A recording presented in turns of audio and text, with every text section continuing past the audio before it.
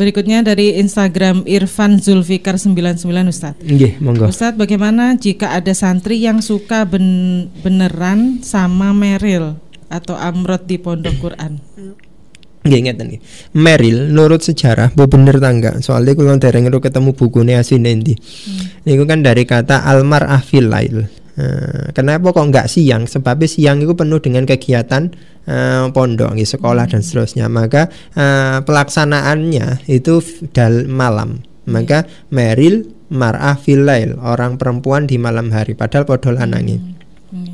Disebut homo, itu juga enggak bisa. Karena Meril ini kan begini, yang sering ada beberapanya itu di pondok pesantren. Tapi saya yakin tidak hanya di pesantren, tetapi di sebuah tempat yang di situ ada rutinitas keseharian yang sama, pagi sampai ketemu pagi, dan dilakukan dalam waktu yang lama, di aktivitas yang sama, dan jenis kelaminnya sama. Tapi saya, kenapa kok ini disebut hanya pesantren? Sebut hanya pesantren, tetapi institusi atau lembaga lain atau tempat lain kok tidak ada yang menyebut kata itu, kan gitu. Nah, maka ini juga perlu harus diwaspadai. Saya berdon gini, di pesantren namanya Meril, di tempat lain mungkin namanya tidak Meril, tapi aktivitasnya sama. Aktivitasnya sama. Nah, ini tidak bisa dimasuk kategorikan homo atau sodomi, karena bahasa lain Meril di pesantren itu ke teman anak itu ada nyebutnya dengan bahasa lain, yaitu nyempet, sempet, anak singarani nyempet, sempetannya mepet saja. Jadi laki-laki sama laki-laki, dan itu biasanya jadi korban adalah bukan anak sama anak kecil, tapi anak-anak yang sudah usia balik ke atas itu ya mungkin SMA apa ya sudah murohek itu ya, menanjak dewasa itu hanya untuk melampiaskan hawa nafsunya saja. Misalnya karena ini maraknya adalah di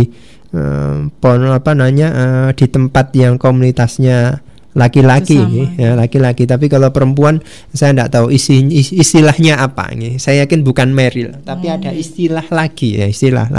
Dan caranya saya tidak tahu. Yang saya tahu akan ada di laki-laki itu. Jadi tidak sampai ke sodomi, tidak sampai ke apa, hanya melampiaskan. Misalnya biasanya jadi korban adalah anak laki-laki yang sudah usia dewasa, kelihatan ganteng, cakep, terus belum keluar jenggotnya, kumisnya belum, terus ini apa yang di gulu nih, kalau menjeng bahasanya itu belum keluar. Itu biasanya yang kena begitu. Tapi tidak selalu. Bagi pesantren yang sangat ketat dalam aturannya tidak begitu ya, tidak terjadi begitu ya. Nah model begitu bagaimana ya, tidak bisa disebut sodomi dan seterusnya. Lah apakah boleh? Ya tentu jawabannya adalah tidak boleh, karena itu adalah pelampiasan nafsu. Kadang korbannya itu tidak terasa. Pelakunya ini melaksanakan pas tidur. Pas tidur dipepet terus habis itu yang melakukan spermanya keluar, sudah merasa puas, selesai.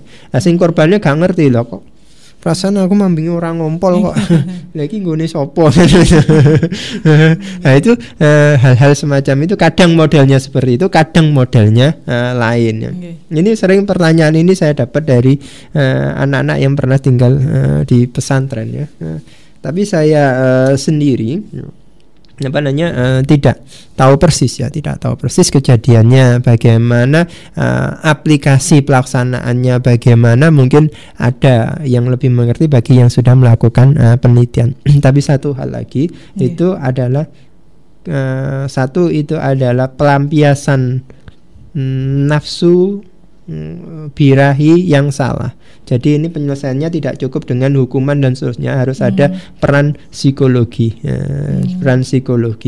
Lah masuk apakah disamakan dengan homo Sodom seperti kaumnya Nabi Lut dan seterusnya? Menurut saya tidak. Menurut saya tidak, karena ini adalah anak-anak yang memang sudah menganjak dewasa.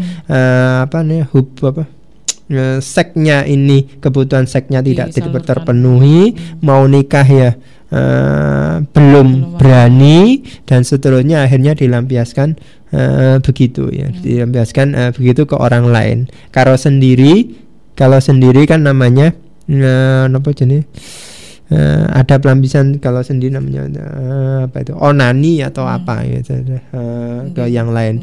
Tapi tidak selalu pelampiasannya berupa mengeluarkan spermanya, tapi hanya cukup beluk dan seterusnya, kepuasan itu.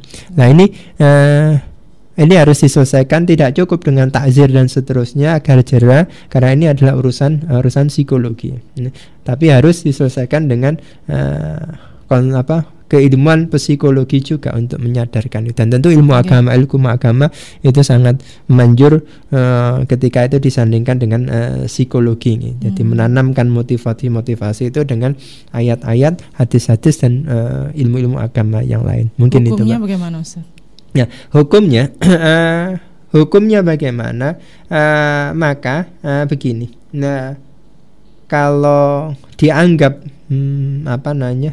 homo, sodomi atau apa, maka kan maka masuk kategori ke umatnya Nabi Lut. Nah, umatnya Nabi Lut bagaimana? Lah di fikih itu kan hukumnya macam-macam ya. Hukumnya macam-macam. Saya termasuk yang tidak sependapat itu dimasukkan kategori homo. Karena apa? Karena itu adalah karena nyatanya praktek yang saya dengar itu tidak disodomi, hanya disempet saja, dipepet itu, dipepet itu, untuk memuaskan. Maka yang berlaku adalah takzir. Apa takzir? Takzir itu adalah kebijakan dari pemimpin. Kalau di lembaga ya lembaga, kalau di pesantren ya pesantren dan seterusnya, yang bisa membuat jera anak itu. Artinya adalah masuk kategori takzir ya, masuk kategori takzir, dan dia harus menurut saya ini kelainan, harus diobati. Karena apa? Karena kebiasaan itu biasanya pas pulang sudah tidak dilakukan.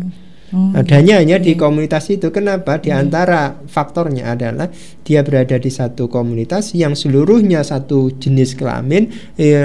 Setiap hari ketemu, siang, malam, pagi, sore ketemu, itu melakukan ritual hari kebiasaan yang sama. Yang ditemui ya hanya itu, tidak ada lain jenis lagi. Akhirnya kan diakui atau tidak, anak yang usia dewasa ada kebutuhan seks itu. Ada yang tinggi, ada yang rendah. Nah, ada yang bisa mengendalikan, ada yang tidak. Lah, yang melakukan meril ini adalah diantara yang mereka tidak bisa mengendalikan itu. Nah, maka psikologi harus hadir di situ. Nah, mungkin gitu, Mbak. Sampun ya? Sampun. Ya, mungkin ini yang bisa saya sampaikan terkait dengan 3 pertanyaan tadi. Bagaimana bersikap kepada orang yang tidak beriman, kita tidak boleh mencaci maki. Bagaimana ketika diajak orang, maka itu kesempatan terbaik untuk berdoa kepada Allah untuk kebaikan diri kita.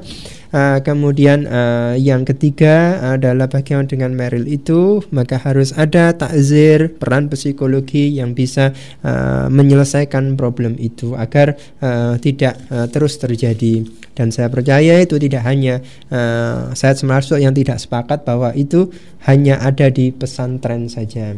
Karena itu faktornya bukan faktor pesantrennya, tapi faktor adalah adanya sesama jenis dan bertemu sekian lama dengan rutinitas yang sama, akhirnya muncul pikiran-pikiran yang negatif tadi. Demikian yang saya sampaikan, mudah-mudahan bermanfaat. Allahul muwaffiq ila aqwamit thoriq. Wassalamualaikum warahmatullahi wabarakatuh.